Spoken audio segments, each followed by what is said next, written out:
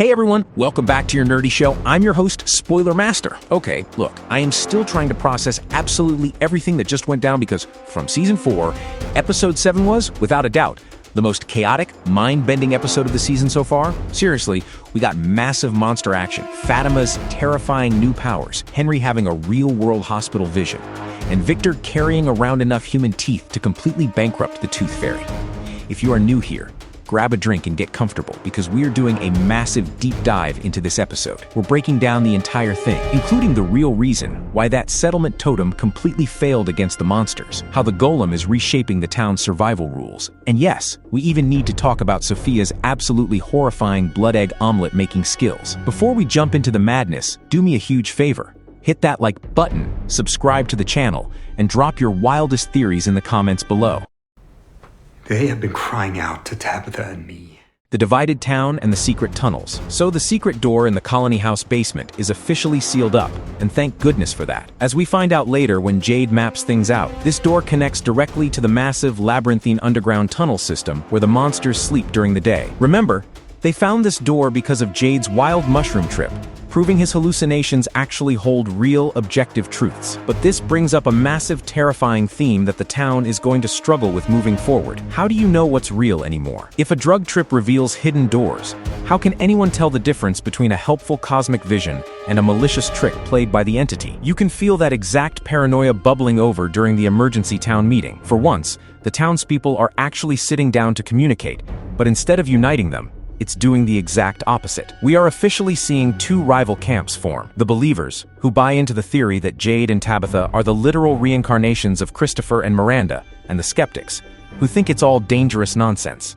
Here's the scary part. Back in episode 5, young Jade explicitly warned us that the town would eventually murder Jade and Tabitha, believing them responsible for all the bad stuff happening. And guess who is planting those exact seeds of doubt during this meeting? Sophia, aka the man in yellow. She casually whispers into Julie and Kenny's ears, pointing out how weird it is that all this catastrophic stuff started happening the exact moment Jade and Tabitha arrived in town. Remember what she told Pastor Dunn. Her absolute favorite part of this entire twisted game is watching the town tear itself apart from the inside out. My prediction? Whatever grand plan Jade and Tabitha have cooked up to save everyone is going to backfire spectacularly, and that will be the breaking point where the town completely turns on them. Just to be safe, Jade slaps a talisman onto that basement door, because the last thing they need is a monster strolling in.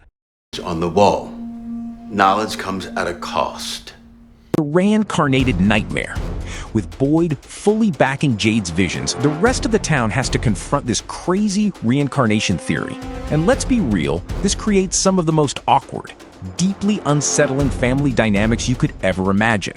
Think about it. If Tabitha really has the memories and soul of Miranda, that means she was originally married to Henry. And she is the biological mother of Victor. Later in the episode, Victor actually walks right up to Ethan and asks him, with total innocence, if that makes them brothers. Talk about a bizarre family tree.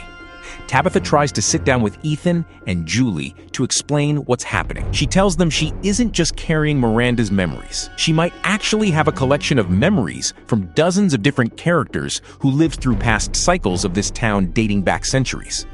In fact, those ancient memories are exactly how she knew how to destroy the nightmare doll using the settlement totem. But Julie completely rejects it, getting into a massive fight with Tabitha and shouting, "This place doesn't give us real, it gives us twisted ideas." Honestly, I think Julie is projecting her own failures at storywalking here. You'd think someone who has literally walked through time and space would be the first to believe, but seeing her mom suddenly unlock all these cosmic answers is just making her bitter. Meanwhile, Henry and Victor take the news terribly. Henry is furious, openly shouting at the meeting that Tabitha being Miranda is a flat-out lie, forcing Boyd to clarify that she simply has a collection of her memories rather than literally being her. Victor, on the other hand, gets incredibly quiet and somber. He walks up to Boyd and tells him they need to find the man in yellow immediately, because if he is back, it means it's all happening again. Victor is referring to the horrific childhood massacre where every single person in town was slaughtered, leaving him as the sole survivor. Later on, Victor pulls Ethan aside and tells him he needs to be prepared for what's to come, essentially implying that Ethan is the designated cycle survivor of this current loop. It drives me crazy that nobody sat Victor down with a notepad to get a step-by-step play of everything he remembers leading up to that massacre so the town knows what to expect. Stay with me. Henry? Hey, Henry! What is A picture worth 1,000 traumas. While everyone is arguing at the town meeting, Sophia is just sitting in the corner, quietly taking everything in. She is the ultimate puppet master here, and her presence is exactly why Boyd's big plan to hunt a monster goes completely off the rails later on. When asked if every townsperson has been here before, Jade says he doesn't think so. There's something specific about those creepy Ankui kids that uniquely links him and Tabitha to the town's past cycles. We've already seen glimpses of the various iterations Jade has taken over the centuries, but the remaining townspeople likely just fill specific archetype roles in the story, like Julie the Storywalker, Randall the Gulag, or Aosta the Lonely Dragon. But the town is terrified to trust any of Jade's mushroom trip data. Don't forget, just a couple of days ago, the monsters left Jim's brutalized corpse with a chilling message. Knowledge comes at a cost. The entity is actively warning them that if they keep poking around, it will lead to more deaths. But for a guy like Boyd, that threat is just proof that they are getting incredibly close to the answers. Enemies only threaten you when they are scared. So the master plan is to find a way into the tunnels and retrieve the bones of the children, which Ethan theorizes can be taken to the Lake of Tears to resurrect them using its magical healing properties. The only problem, a dozen or more monsters are guarding those tunnels. To prepare for the war ahead, Boyd goes to check on Aosta, who is currently taking a break from trying to kill herself by playing with an old-school Viewmaster. Boyd tasks her with a massive mission: assemble a team to inventory every single square inch of the colony house basement and the diner's storage room. He's specifically looking for items connecting to a man in a yellow suit from the late 1970s, hoping a relic from that era will reveal how this town operates. But then, the episode drops a massive emotional bomb. Boyd is sorting through some old junk when he picks up a random toy and finds a real, physical photograph of him and his late wife Abby on their wedding day. Now, how on earth did that get there? We know Abby has been relentlessly haunting Boyd for 4 seasons, from talking to him in dungeons to literally grabbing his arm from beyond the grave. We also know Boyd is dealing with severe tremors that he fears is Parkinson's disease, just like his father had. He straight up lies to Christy about his cognitive decline and hallucinations. So can we even trust what Boyd is seeing? Is that photograph real, or is the entity completely fracturing Boyd's mind? Dad, stay with me. The dark transformation of Henry. Speaking of medical emergencies, Donna is miraculously recovering from her heart attack. Christy claims her ultrasound looks totally fine, but let's be honest, when has medical technology in this town ever given us good news? Interestingly, Boyd mentions that they haven't buried Roger yet because the town's cemetery is officially full. Keep that detail in the back of your mind because it is going to come back and bite them in the absolute worst way possible. I was also a bit disappointed that nobody asked Donna what she saw while she was technically dead for several minutes, especially since Abby believed death is the only way to wake up from this nightmare.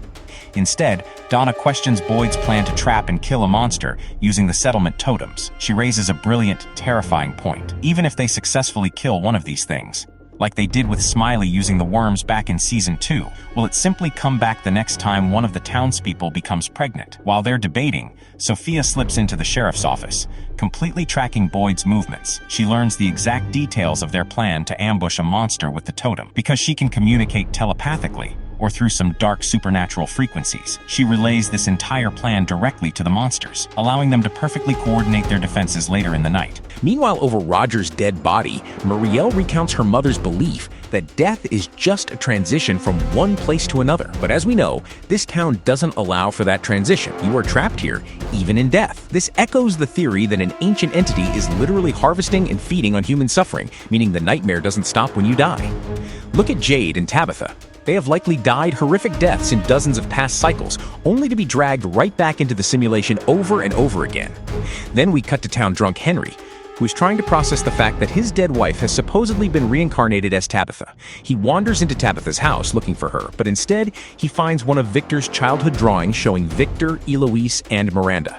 The moment Henry touches it, he is hit with a terrifying, hyper-realistic vision. Suddenly, he's hooked up to an IV and a vitals machine. In the next scene, he wakes up in a sterile hospital bed, and Victor is standing over him looking completely calm, grounded, and neurotypical. But don't let this trick you. This entire real-world hospital vision is almost certainly a total fabrication manufactured by Sophia. Remember in the last episode when she dropped her own blood into Henry's drink? That blood gave her the keys to his mind. She is deliberately manipulating him. planting the idea that none of this is real and that it's all just a coma dream. Sophia is weaponizing Henry's grief, and I fully expect him to become a major antagonist against Jade and Tabitha in the coming episodes, helping the town tear itself apart. You should see them here. No. No, he needs to be prepared. The pouch of teeth and the blood egg. While Henry is trapped in a mental prison, Victor, Tabitha, and Ethan head out to the car graveyard to find the man in Yellow's original vehicle, which Victor drew in a previous episode. While searching, they uncover a deeply disturbing artifact, a weathered leather pouch filled to the brim with human teeth. We know for a fact that Sophia pulls a tooth from her victims as a gruesome trophy. She did it to the priest. This means that pouch contains the teeth of dozens of victims spanning centuries. Did Sophia physically walk out to this car graveyard to deposit her latest trophy, or has this pouch been sitting there across multiple cycles? It proves the man in yellow has been playing this horrific game for hundreds of years. While Tabitha is having brief visions of Miranda's first day in town back in the late 70s, Jade is back at his makeshift headquarters trying to map out the tunnels. Instead of drawing it on paper, he's building a 3D spatial map out of scrap metal, mentioning this is the exact spatial workflow he used to build his software tech company. This right here fuels that massive fan theory that the entire town is a literal virtual reality simulation designed by Jade's own company. Though I think that's a bit of a stretch for now. We also get a great moment where we learn Kenny used to be a youth sports administrator. Jade immediately mocks him and calls him Coach Kenny, but it actually makes perfect sense. It explains Kenny's natural leadership, his protective instincts, and his deep empathy, which will definitely play a massive role down the line. But then, we cut back to Sophia, and things get incredibly weird and gross. She is standing over Roger's unburied corpse, and she starts smelling a basket of chicken eggs. Why? She's checking to see which ones are fertilized. On a farm, fertilized eggs contain life essence. Sure enough, when she cracks an egg over Roger's chest, it oozes dark, thick blood. This reveals the fundamental law of Sophia's dark magic, the transference of life. To animate a corpse, a sacrifice of life energy is required. It's a lesser version of what happened to the Ankui children, who were brutally sacrificed so their parents could achieve immortality. Sophia is using that raw, primal life essence to jumpstart Roger's body into something monstrous. The golem unleashed. As night falls, the tension skyrockets. Elgin and Julie have a quiet moment where Julie expresses her deep terror for her mother. She points out a horrifying pattern in this town. The exact moment anyone feels like they finally have a purpose or a plan to save everyone, the town brutally kills them, and she has every right to be terrified. Young Jade explicitly stated that Tabitha's ultimate fate is significantly worse than being crushed by a giant boulder. Elgin, however, tries to offer comfort, suggesting the town is a twisted test from God. He states that the town throws so many illusions and lies at you that you become blind to the truth, even when it's staring you right in the face. When it comes to the big monster hunting mission, Sarah steps up and volunteers to be the bait. She wants to atone for murdering her brother and trying to kill Ethan, but Boyd firmly refuses. He tells her he needs her fully intact and focused for when they eventually march down into those underground tunnels. Instead, Boyd prepares to do it himself. But as he's holding the settlement totem, his tremors flare up violently. Seeing that Boyd could completely ruin the ambush, Coach Kenny steps up to the plate to save the day. The plan is simple. Kenny will sneak up on a lone monster, stab it with the enchanted settlement totem, and sprint back to a nearby house where everyone is waiting to pull him inside. But remember, Sophia already leaked the playbook. The second Kenny drives the totem into the milkman monster, the creature doesn't dissolve. It doesn't even flinch. The totem completely fails against them, similar to how bullets do absolutely nothing. Why? Because every unique nightmare in this town has a highly specific singular weakness. For the nightmare dolls, it was the totem. For the music box, it was the cicadas. But for these specific flesh-eating monsters, their weakness isn't the totem, it's the worms. Boyd proved this in Season 2 when his bloodworms killed Smiley. The problem is, Martin is dead, and Boyd can't just go get a fresh refill of supernatural worms, unless Julie can use her story-walking abilities to travel back in time to retrieve them. With the totem failing, all the monsters instantly coordinate and physically block the doors to every single house. Kenny has nowhere to run. He flees onto the old town bus, completely cornered. And who walks onto the bus to corner him? Smiley himself. The history here is heavy. Smiley is the monster who personally murdered Kenny's father and his beloved mother, Tien Chen. I am not gonna lie, during this scene, I completely stopped breathing. I thought Kenny was a goner, but then the universe completely flips on its head. Back at Colony House, Fatima screams in absolute agony.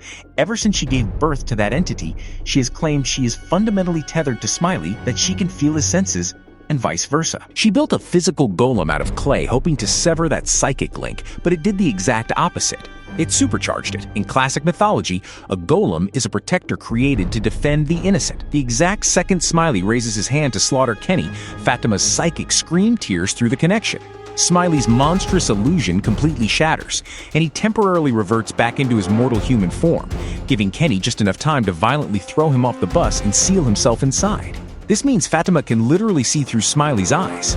Can Fatima eventually learn to completely control the monsters like puppets? But a massive word of warning about the golem. In the original folklore of the Golem of Prague, the creature eventually became far too powerful and went completely rogue, working against them. I highly predict that townspeople are going to start using Fatima's golem as a weapon, only for it to slowly turn into an unstoppable, rampaging monster that turns against them. Chaos at Colony House. While Kenny is surviving by the skin of his teeth on the bus, Colony House suffers its worst security breach since the catastrophic Season 1 massacre. Because they never buried Roger, his reanimated, blood-infused corpse wakes up. He completely bypasses the protective window talismans. Because as we know, the talismans only affect the original monsters, not the reanimated nightmare dolls or zombies. Roger bursts through the doors like a horrific version of the Kool-Aid Man, unleashing pure terror. But the real hero of the night is Elgin. He grabs one of the discarded settlement totems and drives it straight through Roger's chest, and it actually works. Roger drops dead instantly. This proves that while the totems are completely useless against the primary tunnel monsters, they are 100% effective against any creature or corpse animated by Sophia's life force magic. As the dust settles, we see Sophia standing at the top of the Colony House stairs, a massive, twisted smile on her face, completely intoxicated by the terror she has just unleashed upon the town. This episode was an absolute masterpiece of horror and lore progression. But now, I want to hear from you. What do you think is going to happen to Kenny? Can Fatima completely control the monsters? Drop your wildest theories in the comments section below. Don't forget to like and subscribe, and I will see you all in the next deep dive. Stay safe out there. No, what the heck, I'll laugh anyway.